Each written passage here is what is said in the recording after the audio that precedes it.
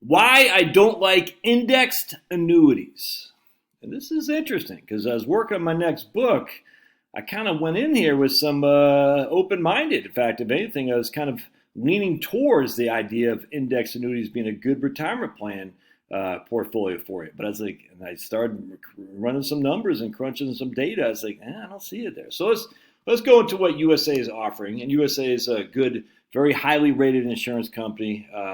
I've been a member for I don't know my whole life, and so USA has a fixed index annuity right here, right? And your savings can grow up to a certain limit based on the S&P 500.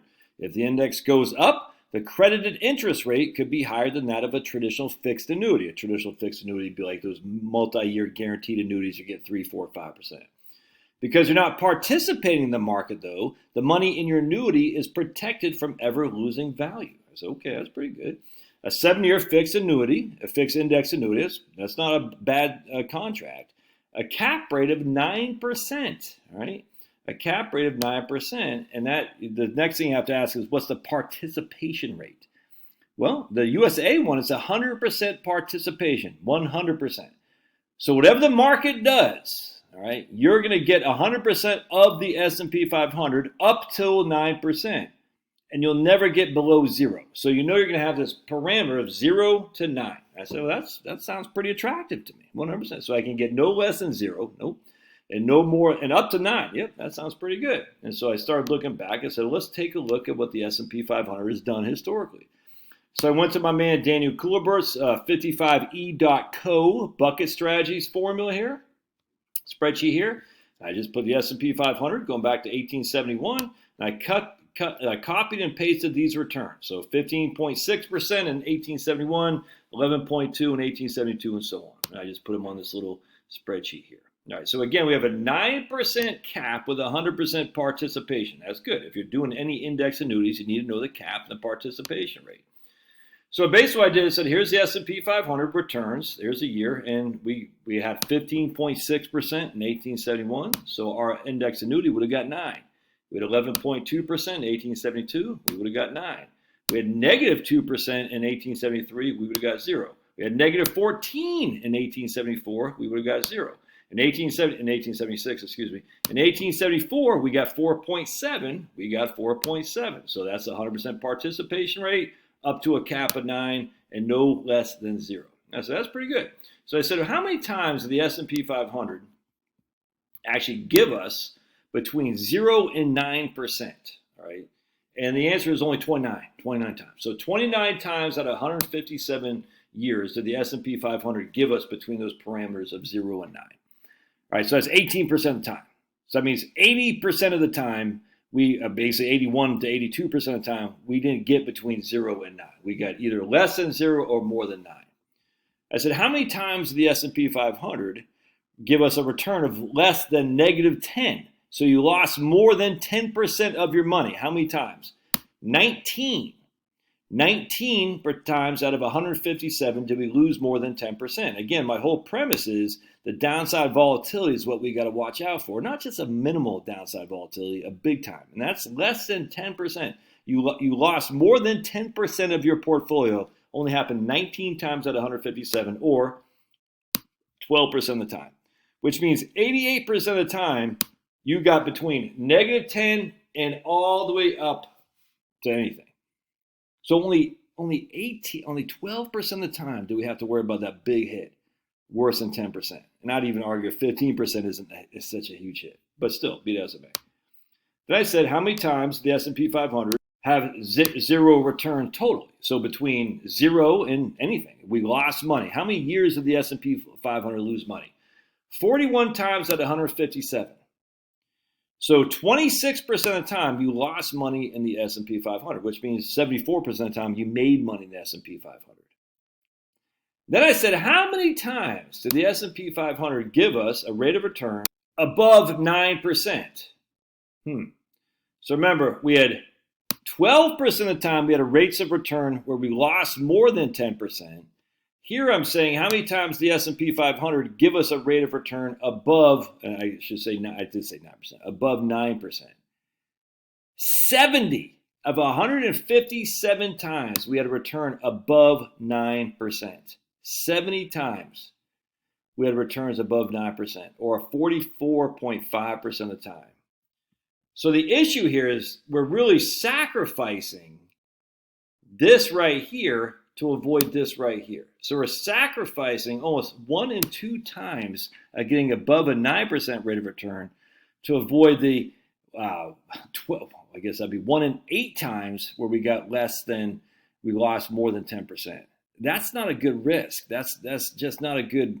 That's not a good bet. You would not say, I'm going to sacrifice getting. If I have a basically 1 in 2 chance of getting above 9, I'm going to sacrifice that because I want to avoid the 1 in 8 chance of getting below 10. That's just not a good sacrifice. All right. So then I started saying, okay. I said, what's the average rate of return? I know we're not going to use averages here, use geometric mean, but I'm still going to use averages just to make a point. What's the average rate of return of the S&P 500 going back to the whole time? It's been 10.87. The average return going back to the S&P 500 has been 10.87. All right. Why is that important? Because the max that you're getting in your index annuity is only 9, and yet the average is, what's that, about 15% above that. The average is over 10, and the max you're getting is 9. All that to avoid 12% of the time where you get hit with a significant down risk. And again, some of those down risks aren't that big of a deal. Like even in 2022, at 19.4% is a hit, but you made it basically all back in the very next year. I can't guarantee that'll happen again, but look at this. You're sacrificing significant upside for the downside. All right, so then I said, well, our standard deviation is 17%. So what I did here is I went to Right Capital. Let me show you what I'm doing here. And I'm basically using historical rates of return going back. So I'll show you. So we're basically saying our average rate of return is 10.87. Our standard deviation, a standard deviation going back to 1871 is 19%. I can't change the standard deviation, so we're going to use a 17.3% standard deviation. I can change the rate of return. So I'm basically using the returns of the S&P 500 with a little bit lower standard deviation from going back to 1871. And then what I'm doing here is I'm saying, okay, what's our standard deviation and our average rate of return if we just use the 0 to 9%? All right, so again, all I'm doing here is I'm saying 28% was up in 1961, you're only getting 9. 1962, you're down by 9, you're only getting 0, you're getting 0. So I did all that. I said the average rate of return is 5.7 with a standard deviation of 3.98. So I'm using that. So an average rate of return of 5.7 with a standard deviation is about the closest I can get. I said, so who comes out better? Again, a higher standard deviation by a factor of 6 and a rate of return of only twice as high, but who comes out better? So we're going to look at Diane's sample, and we're going to show you Diane's sample's got $1 million, and we're going to go to her goals, and she's going to take basically the 4% rule. She's going to take $40,000 a year from her portfolio, and we're going to adjust it each and every year with inflation. All right. Now inflation is about 3.5%. 3% all in this software. So the inflation volatility that's a problem, I get you. But still, and I talked about my book, Relax and Retire, the lack of the inflation volatility. But either way, we're going to run with a 3% fixed inflation. She's taking $40,000 a year, a 4% rule adjusted for inflation. And we're going to show you what happens here. Remember, her current investment scenario is a fixed annuity. A 5% average rate of return with a 3.8% standard deviation. All right. Again, 5%, you see 5.7% average rate of return with basically 4% standard deviation. I can't do that, so we're going with 3.8.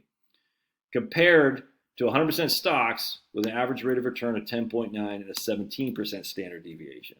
And let's take a look at what looks better. You ready? 4% rule, Diane, taking $40,000 a year, adjusted each and every year with a 3% inflation, has a 67% probability of success, and she still leaves a median amount of money of $63,000. So not bad. I mean, that's close to doable. And you can see right here, her fixed amount, say $40,000 each and every year adjusted for inflation, right there. And you can see by the time she is right there at 90 years old, she has 25% of the time she has no money, 25% of the time she has over $176,000. Her median is about $63,000. So if she lived a couple extra years, she would run out of money. In fact, if she lived one extra year, let me show you what I'm talking about. If we go to cash flows, her $40,000 she's taken out is going to be well above what her median balance is. Here you got expenses of $94,000. So basically, if she lives until she's 90, her goose is kind of cooked. All right, so let's go back over here to show you what it looks like if she invested in the all stock portfolio. And all we're going to do is we're going to change this retirement allocation to all stock. I showed you what the rate of return was, about twice that of the fixed annuity. And I showed you the standard deviation was, the volatility was about 6 times that of the annuity. And let's take a look what this looks like. And we're going to show you right here. Ooh, now we're at 93. Again, this is arithmetic rate of returns. Average, it's not geometric, and I just want to point that out. Like, you can't say, oh my goodness, how can I explain this? Just look up the difference between geometric and arithmetic. As I say, rates of return. It's pretty compelling once you understand how that works. Like, for instance, you can't sit there and say the S&P 500 is averaged 10.5% a year, so my future returns would be 10.5. What would that give me? I'd be a multi-millionaire. You can't look at it like that. You got to look at kind of cash value, present value versus future value. I'm getting way too deep for this video, but still, which is what we're going to run, because we're running these two as a comparison against each other, and it works. But just keep that in the back of your mind. Understand the difference between arithmetic, I think it's what I say, arithmetic and geometric. Oh, you don't even know how to pronounce it. You're so dumb. I don't care. Here you got 93% probability and dying with $3.2 million. And you can see her confidence level is, look at that. Again, we're taking $40,000 a year out each and every year, adjusted for inflation.